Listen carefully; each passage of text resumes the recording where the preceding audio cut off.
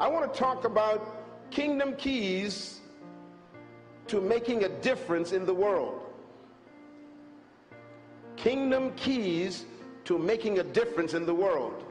Now, I showed you a brief review of some of the things I'm involved in and some of the people that I have access to.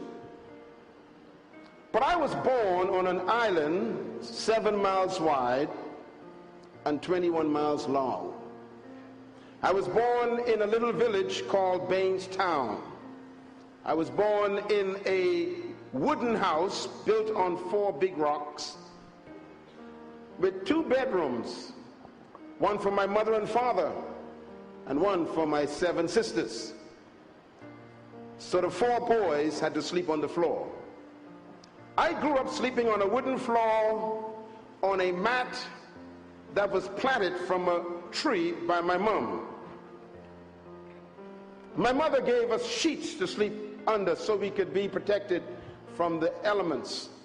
I remember waking up many nights scratching myself from the bites of mosquitoes and roaches and rats that crawled over my body. And I remember sleeping on that floor with big dreams. I dreamt on one day wanting to change the world and impact the world. And today, what you saw in those few review photographs is that my dream came to pass so far. From sleeping on the floor in a poor village to advising heads of state. Now, I've come to show you and to share with you how that happened. Because if it happened to me, it can happen to you. God is no respecter of persons. I want you to begin by writing this statement down, please. And it has to do with the purpose for your life. Why were you conceived? First of all, you were not born just to make a living. You were not born just to pay bills. You were not born just to keep up some kind of rent or mortgage payment.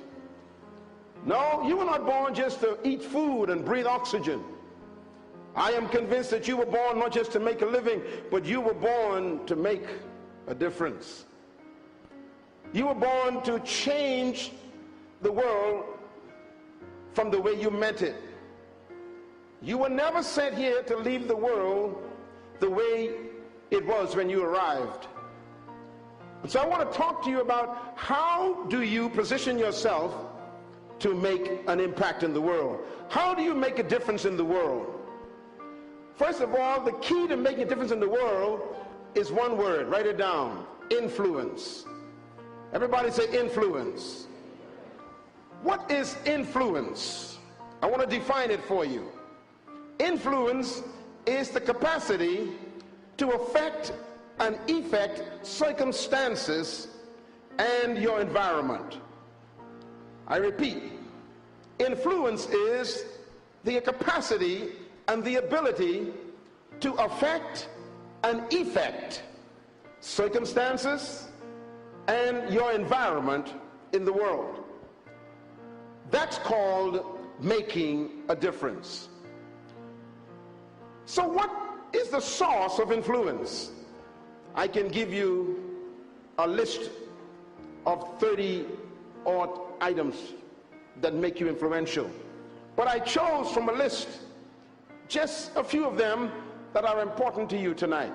What makes a person influential? Write this down. Number 1, position.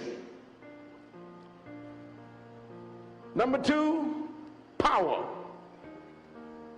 Number 3, knowledge.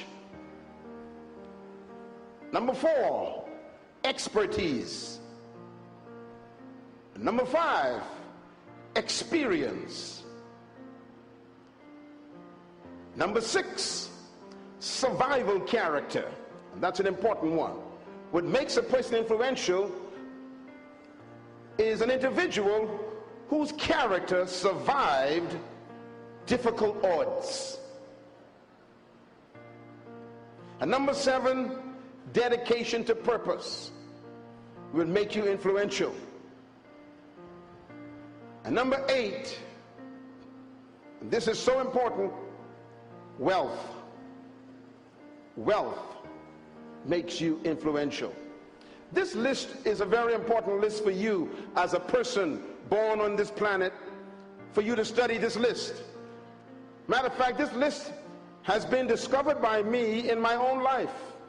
People who change the world are people who are either experiencing all of this list or more than 3 of these. Jesus said something very important to us, and I think we need to remember it. Jesus said, go into all the world and make disciples of every nation. Go into all the world and make disciples of every nation. This particular mandate or commission is one that I still don't think we understand fully. Let me just quickly review the implications. He says, go into the world. The word world there is the Greek word cosmos, and it means governing powers or systems of control. For example, the word world, cosmos, would be referred to the political world. It's a system of politics.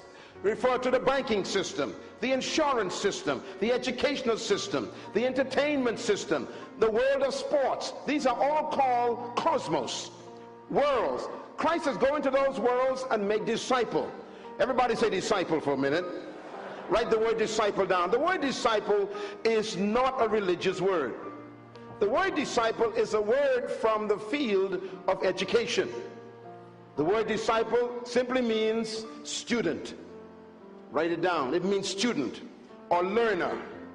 Now, the word disciple implies that you cannot make a disciple of someone unless you are their teacher.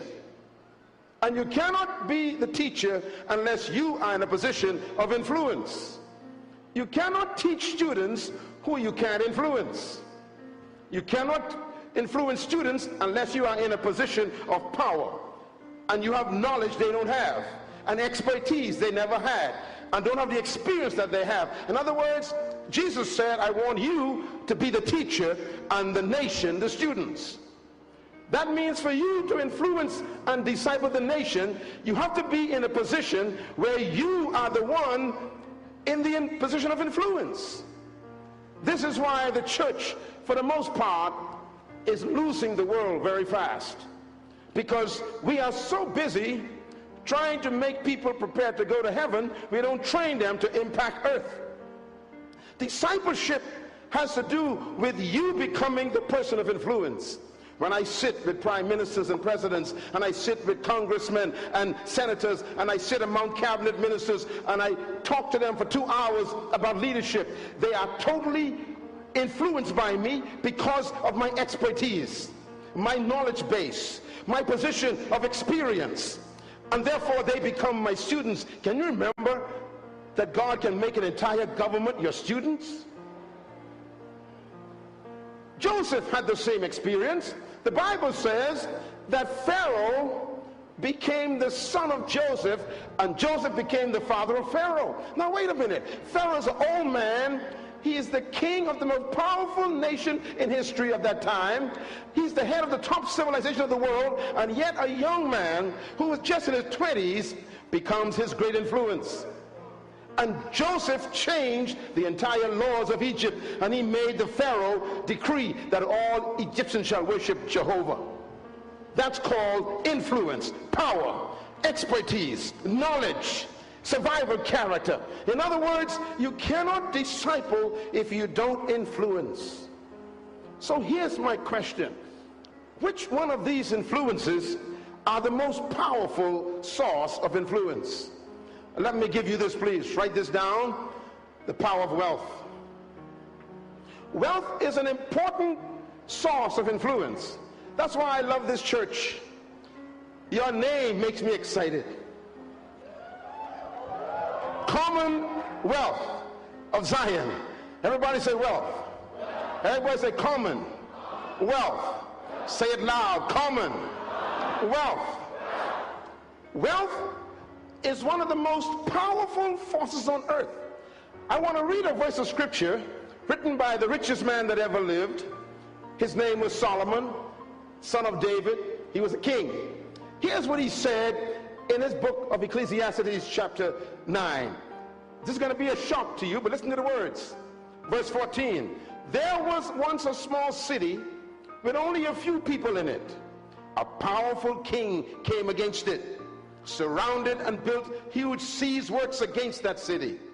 Now there lived in that city a man who was wise but poor. That's a bad combination. Everybody say wise but poor. Read the next verse. It says, his wisdom could have saved the city, but because he was poor, no one listened to the poor man.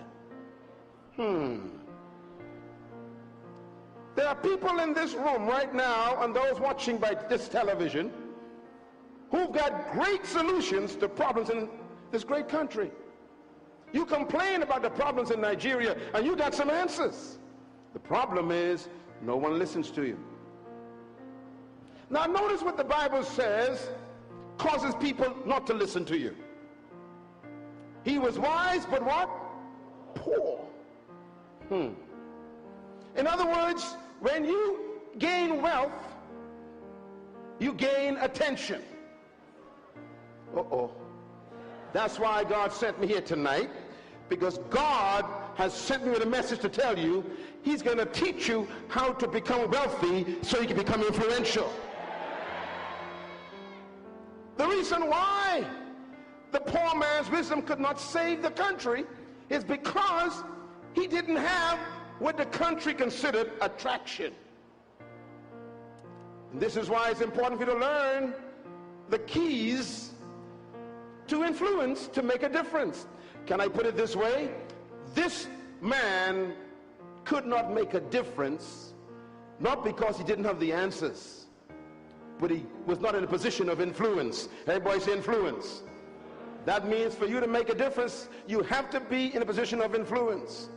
Let me give you an example. In Genesis chapter 26, a verse you probably never read before, verse 12, it says, Isaac planted crops in that land, and the same year he reaped 100-fold.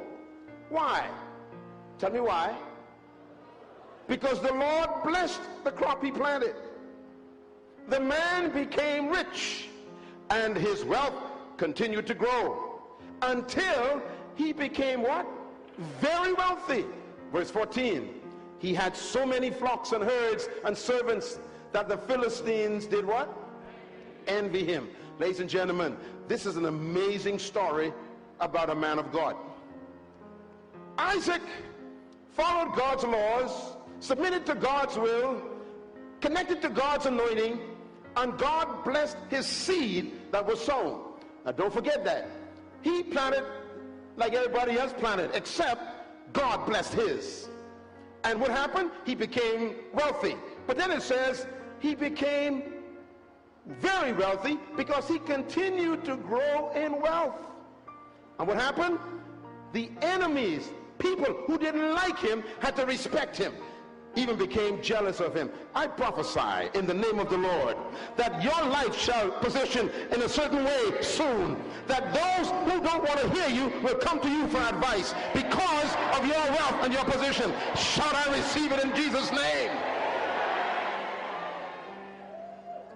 I remember one day when I landed my jet and my pilot pulled up in Chicago, and we pulled up to a private airport lobby. I stepped out of my aircraft, and an aircraft pulled up next to me, and Oprah Winfrey stepped out. She looked at me, I looked at her. She smiled, and I smiled back. She was so overwhelmed by this handsome black guy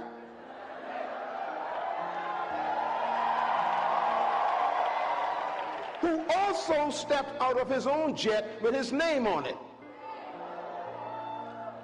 And the only way to meet her was to be at that private airport where no one goes. She walks up to me and she says, hello, what's your name? I said, what's your name? Come on, somebody.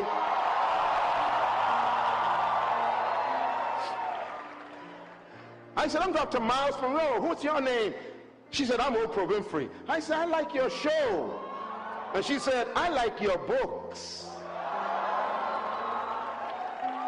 And then she said, that's a nice aircraft you have. I said, yours ain't too bad either.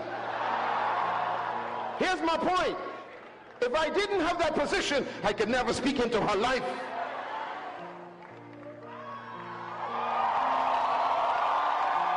I prophesy that your future is going to be so wealthy that you're going to have influence all over Nigeria and the world. I confess it in the name of Jesus. That's why God called this church, named it Commonwealth, because that's your destiny. The wealth in this church.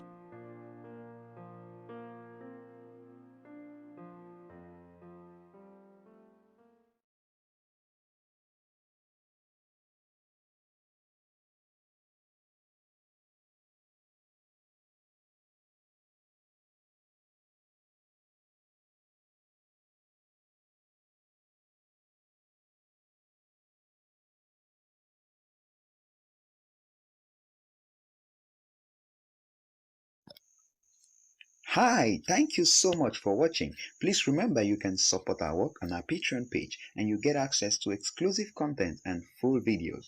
And please hit that subscribe button if you haven't done so and click the notification bell to be the first to receive newer content. Please don't forget to like and share this video with your friends to be a blessing.